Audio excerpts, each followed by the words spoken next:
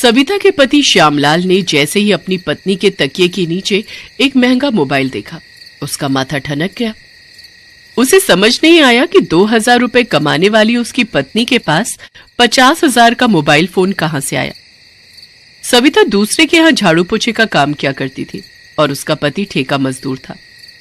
पत्नी के पास इतने महंगे फोन को देखकर उसके दिमाग में कई तरह के सवाल आने लगे।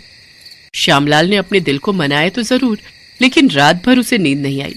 आखिर इसके पास इतना महंगा फोन कहां से आया? इसे जगा कर पूछूं क्या? नहीं, अभी सोने देता हूं, बेचारी थकी होगी, कल सुबह पूछूंगा। सविता, ये किसका मोबाइल है और तेरे पास कहां से आया? ये तो काफी महंगा है। पति के हाथ में उस मोबाइल को देखकर सविता के चेहरे का रंग पीला पड़ गया। उसे कुछ सूझ नहीं रहा था कि वो क्या बोले क्या ना बोले। ये कहां से आया आपके पास? पता है मैं कितनी चिंता में थी इस फोन को लेकर। तुमने मेरी बात का कोई जवाब नहीं दिया सविता। ये फोन है किसका? अरे मालकिन का है। इसमें कुछ दिक्कत आ रही थी तो उन्होंने कहा था कि इसे ठीक करवा लाऊं। ये अब ठीक हो गया है तो आज उन्हें दे दूंगी। ये कहकर सविता ने मोबाइल अपने हाथ में लिया और काम पर निकल गई। लेकिन उस दिन के बाद से सविता का पति कभी उसके पास नए सोने के झुमके देखता तो कभी पायल, कभी महंगी साड़ी तो कभी कुछ और। परसों जब वो एक बड़ा सा और महंगा टीवी लेकर घर आई तो उसके पति ने उसे टोका। सविता, क्या है ये सब? क्या है? टीवी है, दिख नहीं रहा है? वो तो दिख रहा है मुझे, लेकिन ये कहां से आया है? दुकान से आया है, और कहां से आएगा? देखो सविता, ज्यादा बात को घुमाओ मत और सीधे सीधे बताओ कि इतना महंगा टीवी कहां से आया। तुम्हारी कोई लॉटरी लगी है क्या? है कि कभी नए झुमके आते हैं तुम्हारे पास तो कभी नई पायल, कभी नई साड़ी, तो आज ये टीवी। श्यामलाल की बातों को सुनकर सविता ने मुंह बनाते हुए कहा, ये सब मेरी नई मालकिन ने दिया है। वो मेरे काम से बहुत खुश हैं। और वो क्या कहते हैं अंग्रेजी में? गिफ्ट। हाँ, गिफ्ट देती रहती हैं वो मुझे। सविता, कोई भी मालकिन इतना महंगा गिफ्ट नहीं देती है, और वो भी हर सप्ताह। आप मुझ पर शक कर रहे हैं? शक नहीं कर रहा हूँ, जो बात सच है वही बता रहा हूँ। आय हाय, ये देखो, इसे कहते हैं मुफ्त की खुजली होना। अरे हम दोनों जितना कमाते हैं उससे ये सारी चीजें इस जन्म में तो नहीं ले सकते हैं। अब अगर कोई मुझे दे रहा है तो आपको क्यों खुजली मच रही है? देखिए, मैं कोई गलत काम नहीं कर रही। आप चाहे तो मेरी मालकिन से जाकर पूछ सकते हैं। श्यामलाल की बातों को सविता अपने गोलमोल बातों से टाल गई। श्यामलाल ने उसकी बातों को सुना तो जरूर, लेकिन वो चाहकर भी उसकी बातों पर विश्वास नहीं कर पा रहा था। उधर सविता का अचानक बदला रंग ढंग सभी के लिए चर्चा का विषय था। उसके मोहल्ले वालों ने अब पीठ पीछे बातें बनानी शुरू कर दी थी। विमला, ये सविता ने घर पर नोट छापने की मशीन लगा रखी है क्या?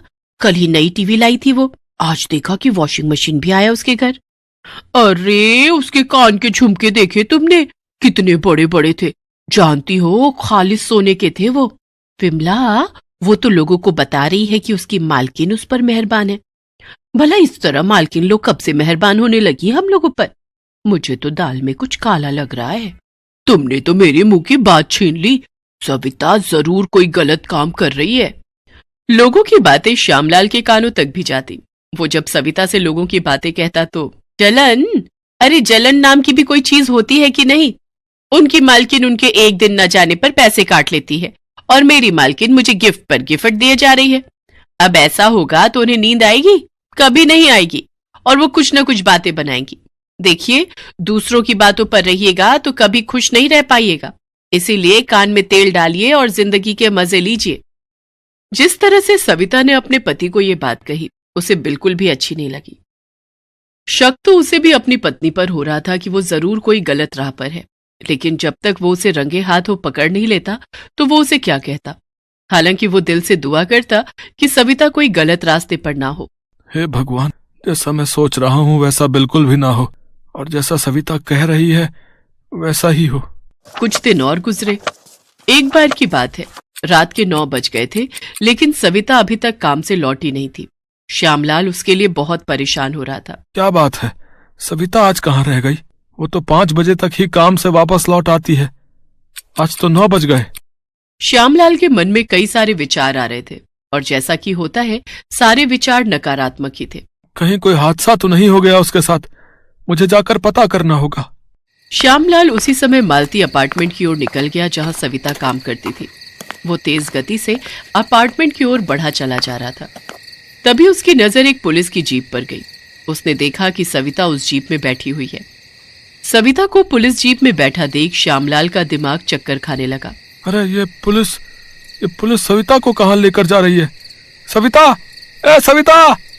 लेकिन पुलिस की गाड़ी तेज रफ्तार में वहां से निकल गई। श्यामलाल पुलिस की गाड़ी के पीछे भागने लगा और भागते भागते वो पुलिस स्टेशन पहुंचा। सविता जेल की सलाखों के अंदर थी। सविता, क्या किया तूने? पुलिस वाले तुझे यहाँ क्यों लेकर आए हैं? बता, क्या किया तूने? सविता खामोश थी। उसका चेहरा पीला पड़ा हुआ था। तभी इंस्पेक्टर उसके पास आया। हाँ भाई, तुम इसके पति हो? जी साहब, मैं इसका पति हूँ। क्या किया है इसने? रे बोल तो ऐसे रहा है जैसे कि तेने कुछ पता नहीं है। जरूर तुम लोग मिलकर ये रैकेट चलाते होगे। रे तेरे को भी जेल में बंद करता हूँ अभी, रुक। रैकेट? कौन सा रैकेट साहब? आप क्या कह रहे हैं? सविता का मन हमेशा से अमीर बनने का था। वो बड़े साहब लोगों के यहाँ काम करती, उनकी लाइफस्टाइल को देखती, उनके कपड़ों और गाड़ियों को देखती तो उसके मन में हमेशा यही आता कि मुझे भी इन महंगी गाड़ियों में बैठना है, महंगे कपड़े पहनने हैं, इनके जैसी जिंदगी जीनी है। लेकिन दूसरों के यहाँ झाड़ू पोछा करके महंगे शौक पूरा करना संभव नहीं था। इसलिए उसने शॉर्टकट अपनाने का सोचा। सविता दिखने में सुंदर थी। उसने सोचा कि मेरी सुंदरता अगर मुझे अमीर नहीं बना सकी तो फिर ये किस काम की। इसलिए वो जहां जहां काम करने जाती थी उस घर के मालिक को अपनी अदा से घायल करने की कोशिश करती थी। लेकिन ये उसका दुर्भाग्य था कि कोई भी उसके झांसे में नहीं आता था। लेकिन एक बार विवेक नाम का एक शादीशुदा शख्स उसके जाल में फंस गया। हुआ ये कि विवेक की पत्नी शालिनी कुछ दिनों के लिए मायके गई हुई थी। उसके जाने के अगले दिन की बात है। अरे कोई टेंशन नहीं मेरे भाई, आज की रात एक बार फिर से जीते हैं बैचलर वाली लाइफ। पूरी रात मस्ती मस्ती होगी। तो मिल पुराने अड्डे पर। विवेक ने अपने दोस्तों के साथ उस रोज जबरदस्त पार्टी की। जब वो घर लौटा तो उसके पांव लड़खड़ा रहे थे। उसने उस दिन कुछ ज्यादा ही पी ली थी। घर पहुंचकर वो तुरंत बिस्तर पर जाकर सो गया। उसे घर पहुंचे हुए अभी आधे घंटे भी नहीं हुए थे कि दरवाजे की बेल बजी। साहब, मेम साहब ने कहा था कि आपके लिए रात की रोटी बना दिया करूं। रोटी? नहीं, तुम जाओ, मैं खा कर आया हूं मैं। नहीं साहब, ऐसे कैसे चली जाऊं? मेम साहब गुस्सा होंगी। ये कहकर वो किचन में चली गई। विवेक उसे रोकता रह गया। वैसे भी उस रोज नशा उस पर इतना हावी था कि वो क्या कह रहा था उसे खुद भी पता नहीं चल रहा था। विवेक की यही हालत सविता के लिए लॉटरी का टिकट बन गई। जब वो नशे की हालत में सोया था तो वो उसके बगल में जाकर लेट गई और उसके साथ कुछ फोटो अपने मोबाइल में खींच लिए। अगले दिन, साहब मैं झूठ बोल रही हूँ तो क्या मोबाइल की पिक्चर भी झूठ बोल रही है? अरे मैं तो वापस जा रही थी लेकिन आपने मुझे खींचकर घर के अंदर बुला लिया और फिर मेरे साथ मैं तो किसी को मुंह दिखाने के लायक नहीं रही। अब ये तुम क्या कह रही हो? ये माना कि मैं नशे में था लेकिन मैंने ऐसा तो कुछ नहीं किया। विवेक के आसपास सविता ने ऐसा जाल बुना कि वो उसमें फंस गया। सविता उसे ब्लैकमेल करने लगी और उससे पैसे ऐंठना शुरू कर दिया और इन्हीं पैसों से वो रईसी करने लगी। ये सिलसिला चलता रहा। लेकिन एक दिन विवेक की पत्नी शालिनी ने बैंक के पासबुक में देखा कि विवेक हर दूसरे दिन एक मोटी रकम खाते से निकाल रहा है तो उसे कुछ शक हुआ। उसने उससे पूछा तो वो टाल मटोल करने लगा। लेकिन जब उसने अपने सिर की कसम दी तो शालिनी, मुझसे बहुत बड़ी भूल हो गई। तेरे जाने के बाद एक दिन। विवेक ने सारी कहानी शालिनी को बताई। लेकिन उसके लाख कहने पर भी उसे इस बात पर यकीन नहीं हुआ कि उसके पति ने उस रोज कोई बदतमीजी सविता के साथ की थी।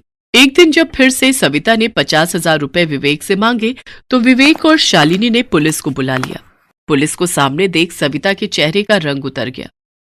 पुलिस ने जब अपने तरीके से उससे पूछताछ की तो साहब गलती हो गई मुझसे। विवेक साहब निर्दोष है। ये वीडियो तो मैंने उनके नशे में होने का फायदा उठाकर बनाया था। सविता पर मुकदमा चला। उसे 3 साल की सजा हुई। जिंदगी में सफल होने का शॉर्टकट उस पर भारी पड़ गया। दोस्तों, सफलता का कोई शॉर्टकट नहीं। मेहनत करिए, मेहनत से किस्मत बदल